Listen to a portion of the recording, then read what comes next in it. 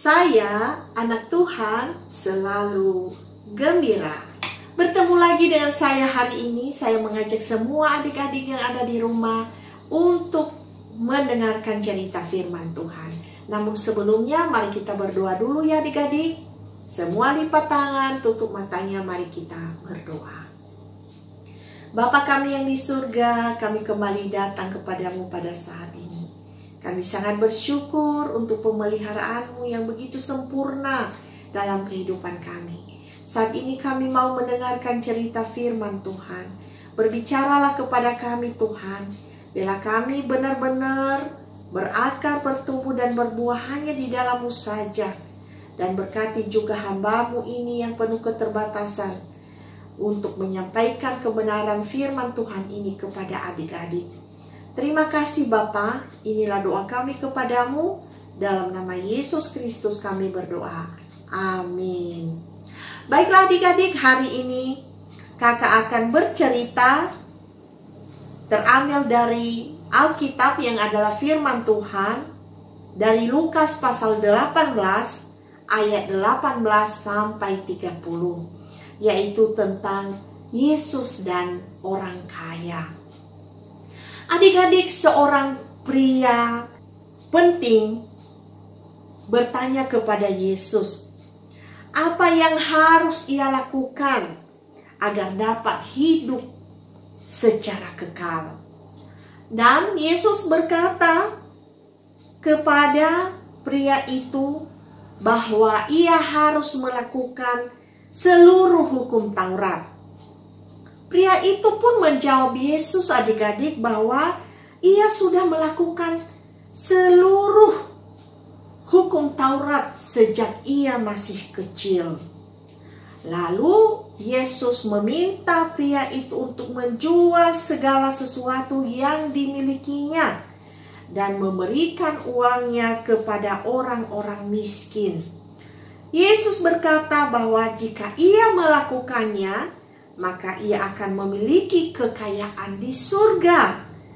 Lalu harus kembali dan menjadi pengikut Yesus.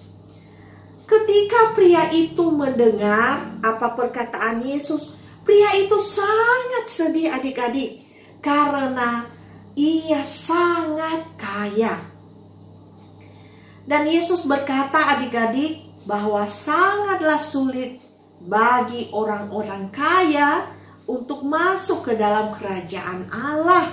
Lebih mudah bagi seekor unta untuk masuk ke dalam lubang jarum daripada seorang kaya masuk ke dalam kerajaan Allah. Nah adik-adik, orang kaya tadi ternyata ia bergantung kepada kekayaannya. Ia tidak rela kalau kekayaannya itu habis. Dan sehingga dia sangat sedih sekali. Nah adik-adik, ternyata Tuhan mau kita harus bergantung sepenuhnya pada Yesus agar kita selamat dan memperoleh hidup yang kekal. Yesus berkata bahwa tak seorang pun dapat menyelamatkan dirinya sendiri. Namun Tuhan dapat melakukan apapun juga. Menerima Yesus sebagai Tuhan dan Juru Selamat merupakan satu-satunya cara untuk diselamatkan dan beroleh hidup yang kekal. Nah adik-adik, melalui cerita firman Tuhan yang sangat singkat ya pada hari ini, apa yang bisa kita ambil sebagai anak-anak Tuhan, bahwa kita tidak perlu belajar dari pria tadi, ya, pria kaya tadi. Kenapa adik-adik? Karena dia lebih mementingkan hartanya. Namun yang selalu dan yang harus kita ingat sebagai anak-anak Tuhan, yang pertama yang harus kita ingat adalah bahwa tak ada yang lebih penting dalam hidup ini selain daripada Yesus Kristus. Hanya Yesus, adik-adik, yang bisa menyelamatkan kita dari dosa. Sehingga kita tahu bahwa Yesus rela mati di kayu salib untuk menebus dosa-dosa kita.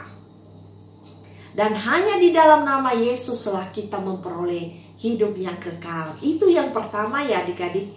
Yang kedua, bahwa kita tidak boleh menaruh kepercayaan kita kepada uang atau kekayaan yang kita miliki. Kita harus tahu bahwa Tuhanlah sumber berkat dan Tuhanlah yang mencukupkan segala sesuatu yang kita butuhkan. Jadi, uang yang kita punya, kekayaan yang kita punya, kita tidak perlu bergantung daripadanya. Itu yang kedua.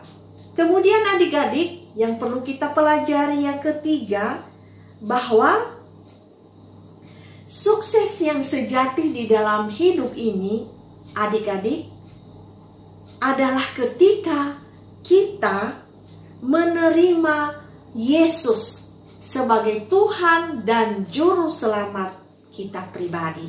Kakak harap adik-adik yang ada di rumah sudah menerima Tuhan Yesus sebagai Tuhan dan Juru Selamat pribadi. Nah, itu yang ketiga.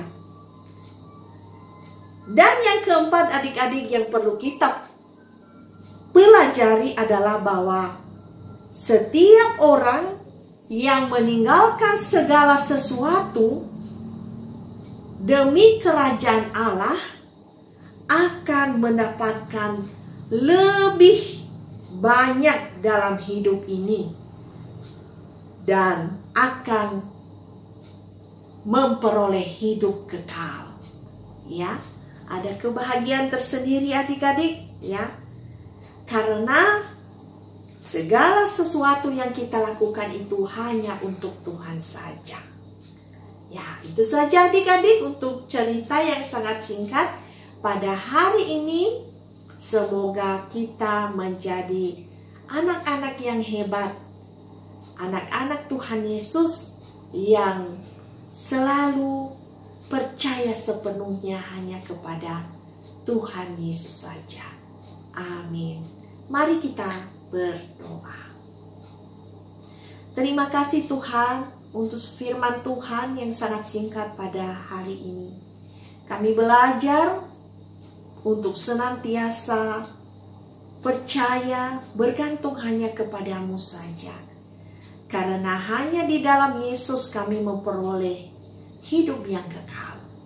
Biarlah Roh Kudus-Mu yang memampukan adik-adik, memampukan kami semua untuk selalu mengingat firman Tuhan ini dan menjadikan Engkau yang lebih utama dari segala-galanya yang ada di dunia ini.